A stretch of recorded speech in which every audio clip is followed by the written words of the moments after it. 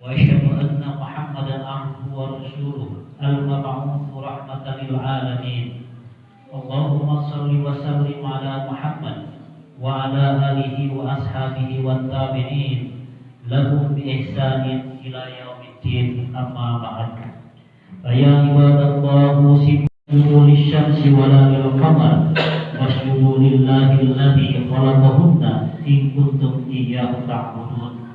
وقال النبي صلى الله عليه وسلم: إن الشمس والقمر آياتان من آيات الله لا يكشفان لموت أحد ولا لحياته، فإذا رأيتم ذلك فادعوا الله وكبروا وصلوا وتصدقوا. Amma ba'd. Segala puji marilah diperpanjatkan kehadirat Rabbi. Salawat dan salam semoga senantiasa kita limpahkan kepada Nabi Muhammad sallallahu alaihi wasallam. Jamaah salat gerhana yang dimuliakan oleh Allah Subhanahu wa taala, pada kesempatan kali ini kita dipertemukan dengan sebuah momentum, sebuah peristiwa alam yang sangat hebat, sebuah peristiwa yang tidak terjadi dalam waktu yang begitu dekat. Karena itulah kemudian Rasulullah SAW memberikan contoh kepada kita bagaimana kita bersikap atau menyikapi fenomena-fenomena alam yang terjadi sebagaimana yang kita alami pada malam kali ini, yaitu adanya gerhana bulan. Dalam banyak kisah dan juga sejarah kita menemukan bahwa bagaimana orang-orang atau manusia menyikapi peristiwa alam yang sangat dahsyat ini dengan berbagai cara. Dalam banyak kebudayaan kita menemukan ada beberapa ritual yang dilakukan oleh suku bangsa atau peradaban atau kebudayaan tertentu ketika menghadapi fenomena-fenomena alam yang sangat besar, termasuk diantaranya adalah peristiwa gerhana bulan. Sebagian orang ada yang menganggap peristiwa ini sebagai sebuah situasi atau peristiwa yang sangat mistis, sehingga ketika diketahui ada peristiwa gerhana bulan atau gerhana matahari, maka banyak kebudayaan yang kemudian melakukan atau meresponnya dengan berbagai ritual kebudayaan yang sangat mistis juga. Salah satu peristiwa yang kemudian diabadikan dalam hadis yang disampaikan oleh Rasulullah SAW, bahwa pada masa Rasulullah juga ada beberapa kebiasaan orang-orang yang ketika berhadapan atau memasuki satu peristiwa alam seperti gerhana bulan atau gerhana matahari, ada orang yang kemudian menghubungkan dengan kematian seseorang, sehingga kemudian ada pemahaman di kalangan sebagian umat pada masa itu bahwa terjadinya gerhana bulan atau gerhana matahari nanti akan terkait dengan kematian atau kehidupan seseorang. Dalam kebudayaan yang lain misalnya kita juga menemukan bagaimana upacara-upacara kebudayaan yang dilakukan.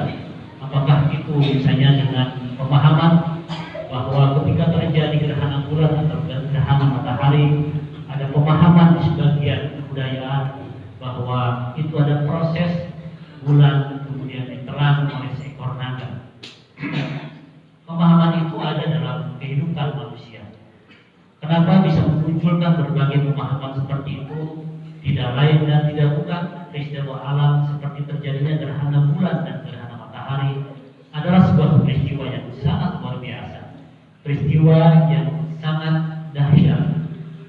Kita bayangkan jika pada hari-hari normal, pada situasi normal, maka tidak akan terjadi posisi bulan dan matahari kemudian bumi itu ada dalam posisi yang sejajar, sehingga salah satu di antaranya menghalangi bagian yang lain. Dalam banyak keterangan, pelaksanaan sholat gerhana dilakukan karena dua hal tadi, apakah terjadi karena gerhana bulan atau karena gerhana matahari. Melalui hadis yang disampaikan oleh Rasulullah SAW yang dibacakan khatib di awal mukadimah tadi, bahwa peristiwa gerhana bulan dan gerhana matahari tidak ada hubungannya dengan jika kita kemudian menemukan pada saat tersebut ada orang yang meninggal atau ada orang yang hidup, sama sekali tidak ada hubungan dengan hal itu. Kisah ini tentu saja bisa kita lihat dulu pernah ada pemahaman ketika salah satu putra Rasulullah SAW yang meninggal, dan itu peristiwanya kejadian pada waktu bersamaan dengan terjadinya gerhana bulan. Lalu berkembanglah di pandangan orang-orang waktu itu bahwa kematian putra Rasulullah SAW adalah diakibatkan karena terjadinya gerhana bulan tadi. Maka Rasulullah SAW kemudian menyampaikan, waqala Nabi Sallallahu Alaihi Wasallam, inna syamsa wal qamar, sesungguhnya matahari dan bulan, ayatani min ayatillah, adalah dua tanda-tanda Allah. Ayatani, dua tanda-tanda Allah. Allah menunjukkan wujudnya tidak pada dirinya sendiri, tetapi menunjukkan wujudnya pada makhluk-makhluk yang diciptakan oleh Allah. Bulan dan matahari itu adalah ayatani, merupakan perwujudan dari kekuasaan Allah Subhanahu wa taala. La yahsibani li mauti ahadin, tidak ada sama sekali hubungannya dengan kematian seseorang. Wa li hayatihi, dan juga kehidupan seseorang. Fa idza ra'aitum, dan jika kalian semua menyaksikan peristiwa tersebut, maka kata Rasulullah SAW, ada 4 hal yang harus kita lakukan. Yang pertama adalah qad'ullah, yaitu berdoa kepada Allah. Yang kedua waqabiru, yaitu bertakbir, membacakan Allahu Akbar walillahil hamd, dan selanjutnya. Lalu kemudian yang ketiga adalah wasallu, dan melaksanakan sholat. Hari ini, pada saat ini kita melaksanakan sholat gerhana bulan. Yang ketiga, yang keempat, yang terakhir yang disebutkan oleh Rasulullah, diperintahkan oleh Rasulullah ketika kita menghadapi gerhana, baik gerhana bulan atau gerhana matahari, adalah watasaddaqu, yaitu bersedekah. Keluarkanlah sedekah terbaik pada saat situasi yang begitu menakutkan. Yang disarankan oleh para ulama dan juga menjadi salah satu hal yang harus kita lakukan ketika menghadapi peristiwa gerhana bulan atau gerhana matahari adalah menghadirkan perasaan takut dalam diri kita, karena peristiwa tersebut adalah peristiwa yang sangat dahsyat. Kita bisa mengambil ibrah, mengambil contoh bahwa peristiwa gerhana bisa jadi adalah peristiwa yang kemudian disebut sebagai peristiwa kiamat. Bisa kita bayangkan kalau sesungguhnya peristiwa gerhana bulan ini adalah betul-betul peristiwa kiamat, dan kita berada tidak dalam kondisi yang sedang mendekatkan diri kepada Allah. Kita tidak sedang berdoa kepada Allah, kita tidak sedang bertakbir kepada Allah, kita tidak sedang melaksanakan sholat, dan juga tidak sedang bersedekah. Tentu saja di hari terakhir, di hari kiamat yang sangat dahsyat itu, kita akan merugi. Karena itu salah satu yang harus kita hadirkan ketika menghadapi peristiwa gerhana bulan dan gerhana matahari adalah menghadirkan ketakutan dalam diri kita, karena ini adalah satu prototipe, satu contoh bagaimana nanti peristiwa kiamat akan terjadi. Peristiwa yang sangat dahsyat dan begitu kecilnya manusia di hadapan peristiwa-peristiwa alam tersebut. Jika peristiwa gerhana bulan dan matahari saja yang hanya bagian terkecil atau sebagian saja dari sebuah tata surya yang sangat besar, dari bagian penciptaan Allah yang sangat besar, apalah arti diri kita di tengah kemahaluasan makhluk Allah yang lain. Karena itu perintah Rasulullah SAW, contoh Rasulullah SAW ketika kita menghadapi gerhana bulan dan gerhana matahari adalah yang tadi disebutkan. Yang pertama adalah Allah, berdoa kepada Allah, kemudian bertakbir, selanjutnya adalah melaksanakan sholat dan watasaddaq, yaitu dengan bersedekah. Mudah-mudahan mengenai peristiwa tersebut kita semua saling memberikan tausiah, mengingatkan kita berada pada satu majelis yang diridhoi oleh Allah Subhanahu wa taala. Kita memperlakukan diri kita dalam peristiwa yang dahsyat ini sebagai sebuah ibrah agar kita mendapatkan hidayah dari Allah Subhanahu wa taala. Barakallahu li wa lakum.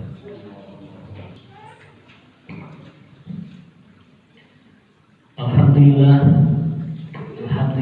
alladzi arsala rasulahu bil huda wa dinil haqq liyudhhirahu 'ala ad-dini kullihi wa kafa billahi shahida. asyhadu an la ilaha illallah wa asyhadu anna Muhammadan abduhu wa rasuluhu la nabiyya ba'da. Ma'asyiral muslimin rahimakumullah, jamaah salat gerhana bulan yang dirahmati oleh Allah Subhanahu wa taala. Peristiwa gerhana bulan ataupun gerhana matahari juga mengisyaratkan kepada kita pentingnya kita bertafakkur, merefleksikan diri terhadap apa yang diciptakan oleh Allah, terhadap makhluk-makhluk Allah. Salah satu yang kemudian diperintahkan dalam banyak ayat Al-Quran bahwa kita semua harus bertafakkur terhadap ciptaan-ciptaan Allah. Di antaranya adalah adanya matahari, bulan, dan yang lainnya.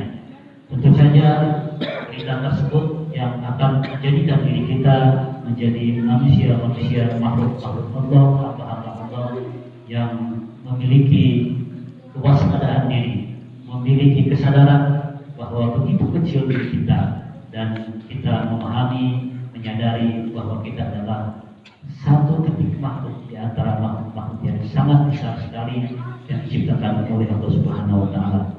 Mudah-mudahan melalui peristiwa ini kita mendapatkan kedalaman hati, keluasan hati kita dalam menangkap isyarat-isyarat ayat-ayat Allah yang disampaikan melalui peristiwa-peristiwa alam. Jangan sampai peristiwa ini lewat begitu saja dan kita tidak menangkap hikmah di balik peristiwa tersebut. Dengan pelaksanaan ibadah salat gerhana ini, mudah-mudahan kita dilembutkan hati kita, ditegaskan pemikiran kita, dikuatkan akidah kita untuk berlindung kepada Allah Subhanahu wa taala. Marilah kita berdoa kepada Allah Subhanahu wa taala agar kita senantiasa diberikan kemampuan dalam melaksanakan seluruh perintah-perintah Allah dan juga diberikan kemampuan untuk meninggalkan apa yang dilarang oleh Allah Subhanahu wa taala. Kita dituntun oleh hidayahnya Allah dan kita sampai pada jalan yang diridhoi oleh Allah Subhanahu wa taala. Innallaha wa malaikatahu yusholluna 'alan nabi ya ayyuhalladzina amanu shollu 'alaihi wa sallimu taslima. Allahumma sholli 'ala Muhammad wa 'ala ali Muhammad kama shallaita 'ala Ibrahim wa 'ala ali Ibrahim wa barik 'ala Muhammad wa 'ala ali Muhammad kama barakta 'ala Ibrahim wa 'ala ali Ibrahim fil 'alamin innaka Hamidum Majid. Allahumma ighfir lil mu'minina wal mu'minat wal muslimina wal muslimat al ahya'i minhum wal amwat.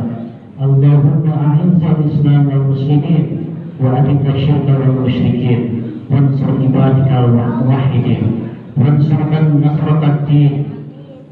Allahumma ihdinas siratal mustaqim siratal ladzina an'amta 'alaihim ghairil maghdubi 'alaihim waladdallin.